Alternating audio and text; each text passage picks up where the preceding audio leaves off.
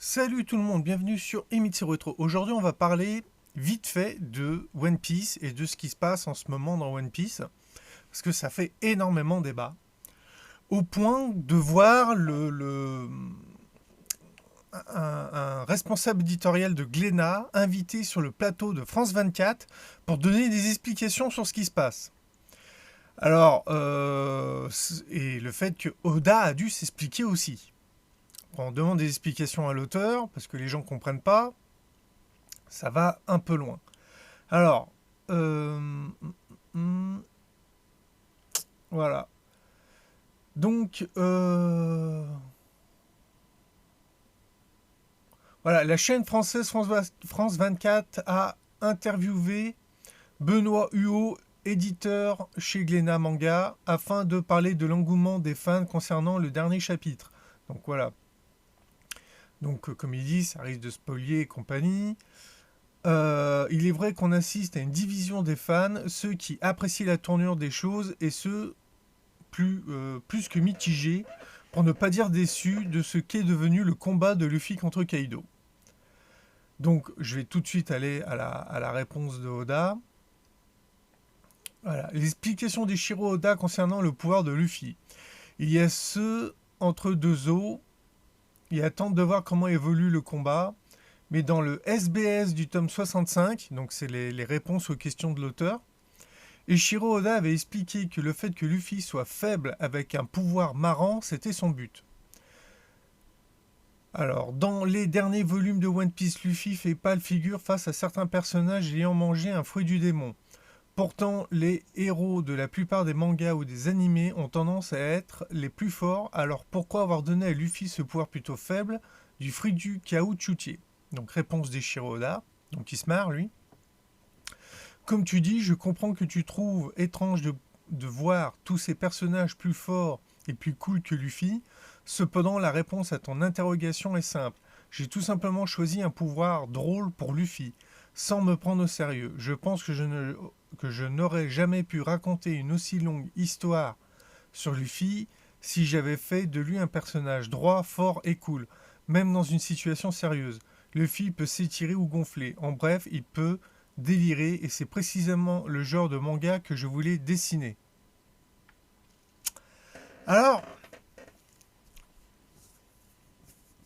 où est le problème au final de tout ça? Parce que effectivement, après plus d'une centaine de chapitres, te retrouver avec un combat en mode cartoon, à la mode Tex Avery, pour ceux qui connaissent, euh, t'es là, tu dis, attends, mais c'est quoi ce bordel?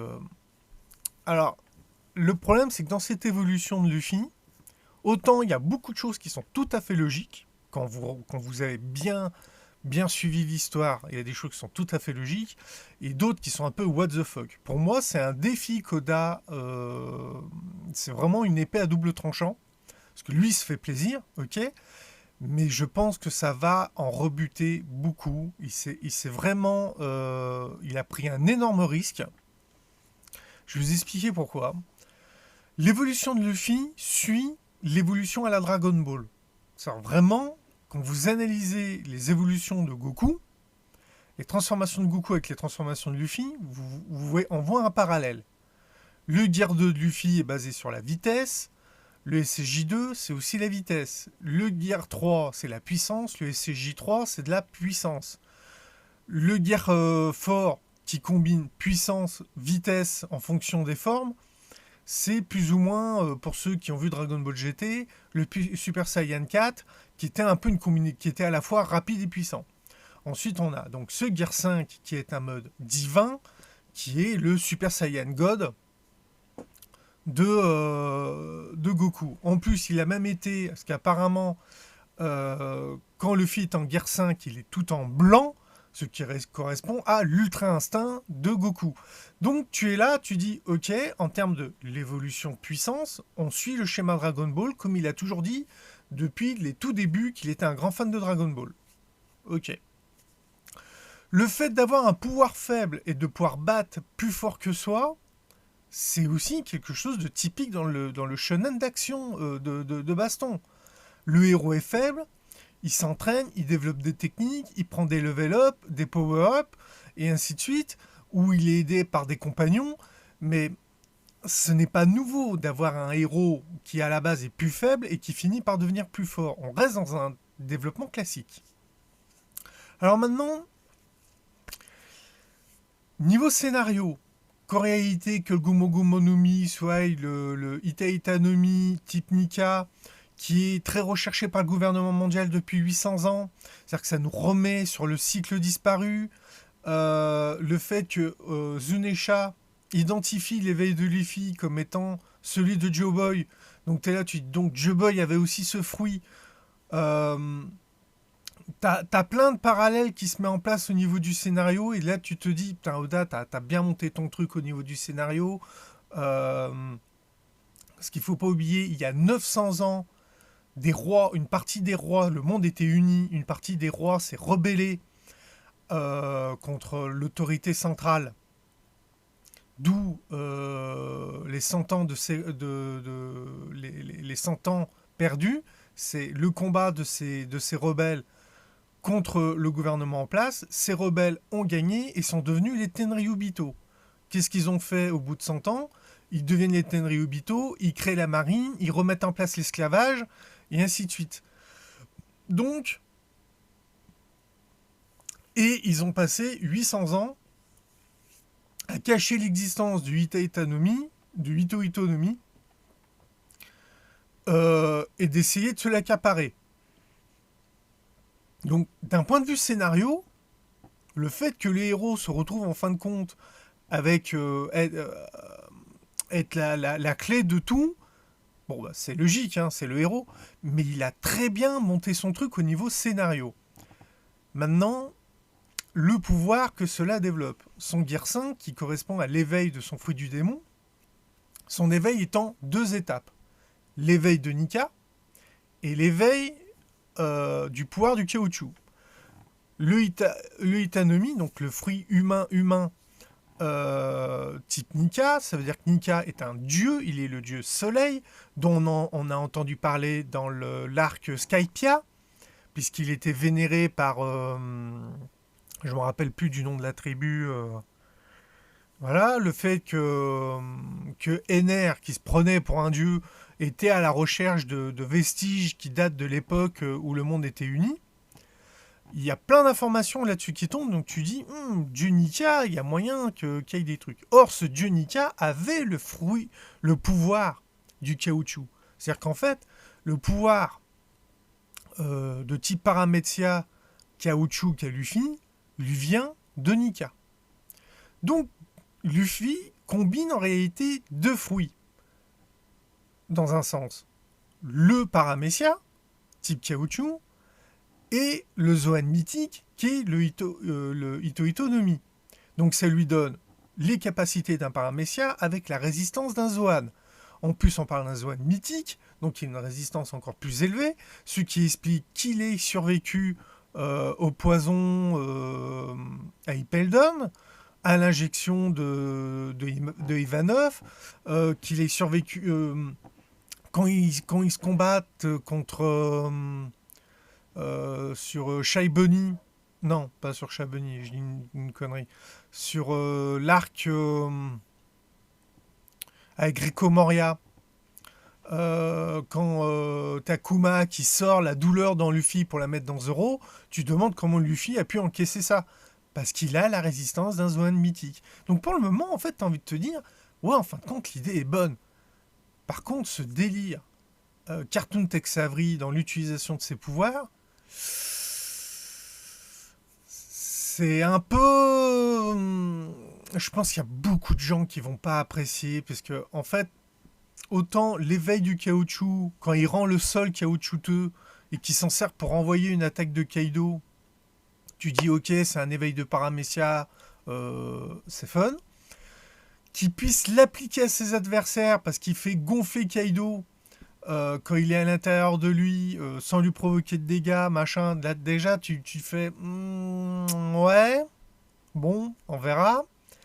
Par contre, les bras qui sortent des yeux ou qu'il arrive à lui transpercer, il y a des trucs. qui sont les yeux qui sortent, machin, voilà, la Tex Avery. T'es là, pourquoi t'es là, pourquoi c'est quoi cette connerie? Alors, moi, j'attends l'explication, parce qu'il doit bien y avoir une explication à ça. Quant à Gorosei qui dit oui, les poires de ce fruit sont le plus faible et le plus ridicule au monde. Parce qu'on considère que le paramécène du caoutchouc, que le Gumo Gumo, en réalité, c'est un pouvoir qui est très faible. Quand tu vois le niveau qu'a atteint Luffy uniquement en utilisant le Gumo Gumo, t'as envie de leur dire pas si faible que ça, c'est une question de savoir l'utiliser.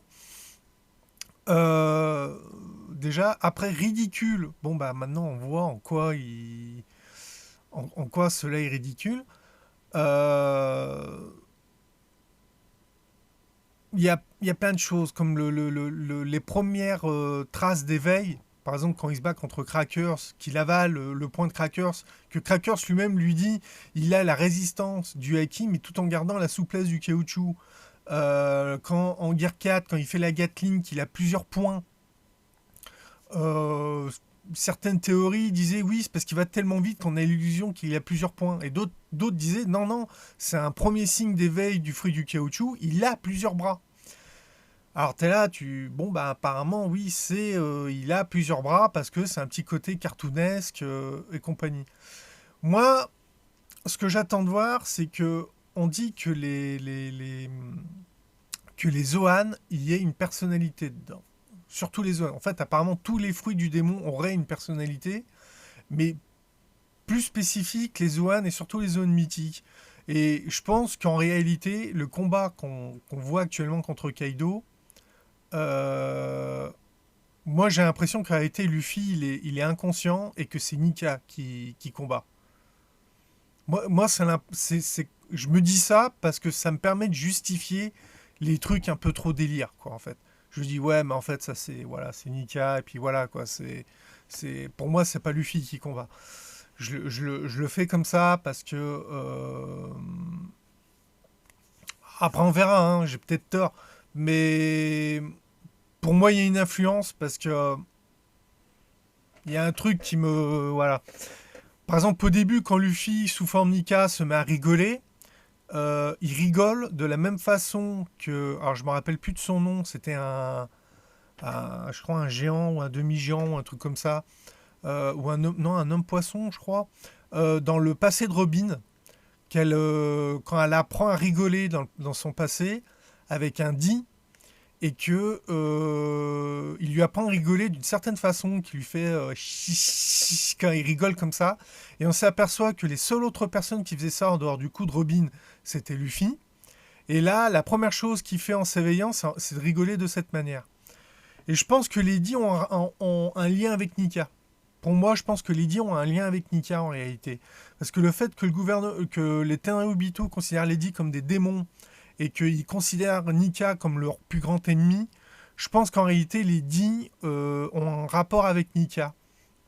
Et qu'en réalité, quand on voit quand ce dit apprend à Nico Robin à rigoler de cette manière, je pense que c'est quelque chose qui leur vient de Nika en réalité. Enfin, voilà, moi je le vois comme ça.